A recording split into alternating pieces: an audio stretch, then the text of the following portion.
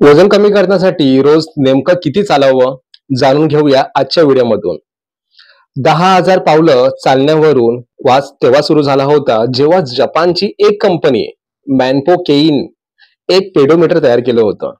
स्वतःला फिट ठेवण्यासाठी लोक खूप मेहनत घेतात, पण ती मेहनत पुरेशी असते का, असे अनेक प्रश्न लोकांच्या मनात सुरू असतात आणि कदाचित तुमच्याही मनात सुरू असतील. सामान्यपणे जास्त बिझी असणारे लोक वजन कमी करण्यासाठी 10,000 पावले चालतात. त्यांना असं वाटतं की इतकं चालल्याने ते फिटही राहतील आणि वजनही कमी होईल. पण खरंच असं शक्य आहे का? नमस्कार मित्र मैत्रिणींनो, माझं नाव नितीन धुमाळ. आपल्या सर्वांचं स्वागत आहे आपल्या 3 फिटनेस या मराठी युट्यूब चॅनलवरती. मित्र मैत्रिणींनो, जर तुम्ही आपलं मराठी चॅनल ते पहिल्यांदाच व्हिजिट केलं असेल तर प्लीज आपल्या चॅनलला सबस्क्राईब करा आणि ऑल बेल नोटिफिकेशनच्या बटनाला जरूर हिट करा, जेणेकरून तुम्हाला आमच्या नवीन व्हिडिओची नोटिफिकेशन सर्वात आधी तुमच्यापर्यंत पोहोचेल. तर चला तर मित्रांनो, आपण आजच्या व्हिडिओला सुरुवात करूया. 10,000 पावलं चालण्यावरून वाद तेव्हा सुरू झाला होता जेव्हा जपानची एक कंपनी मॅनपो केईनने एक पॅडोमीटर तयार केलं होतं आणि या पॅडोमीटरला 10,000 पावलं मीटर म्हणजेच 10,000 स्टेप मीटर असंही म्हटलं जात होतं. यावरून वाद सुरू झाला, कारण हे अंतर जास्त तर होतंच, पण पूर्णही केलं जाऊ शकत होतं. त्यामुळे आज आम्ही तुम्हाला सांगणार आहोत की 10,000 पावलं चालण्याची ही कवायत तुम्हाला फिट राहण्यास किती मदत करू शकते. तर व्हिडिओ शेवटपर्यंत बघा, व्हिडिओ जराही स्किप करू नका. किती कॅलरी होतात बर्न? आजच्या आधुनिक युगात एकीकडे जिथे लोक टेक्निकच्या मदतीने बघतात की त्यांच्या किती कॅलरी बर्न होतात, पण दुसरीकडे या टेक्निकवर पूर्णपणे विश्वास ठेवणं योग्य ठरणार नाही. एका अंदाजानुसार एक व्यक्ती जेव्हा 1,000 पावलं चालतो तेव्हा तो 30 ते 40 कॅलरी पर्यंत बर्न करतो. म्हणजे 10,000 पावलात सहजपणे 300 ते 400 कॅलरी बर्न करता येतात. मात्र हे पूर्णपणे खरं मानता येणार नाही, कारण कॅलरीज किती पावलांवर किती बर्न होतात हे स्टेप्स सोबतच व्यक्तीच्या वजनावर, चालण्याच्या जागेवर आणि स्पीडवर अवलंबून असतं. एक्सरसाइज ही गरजेची. तुम्ही हे ऐकलं असेल की एक्सरसाइज केल्याने तुम्ही फिट राहू शकता, पण किती एक्सरसाइज करून स्वतःला फिट ठेवलं पाहिजे याचं उत्तर, एका आठवड्यात एकूण 150 मिनिटं एक्सरसाइज केली तर तुम्ही फिट राहू शकता. यात 10,000 पावले चालणंही आहे. काय आहे मेट फंडा?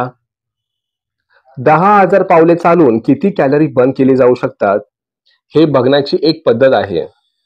या पद्धतीला मेटाबॉलिक इक्विलंट म्हणजेच MET म्हणतात. तुम्ही बसण्यात किंवा उभे होण्यात जेवढ्या ऊर्जेचा वापर करता त्याला 1 मेट असे म्हणतात.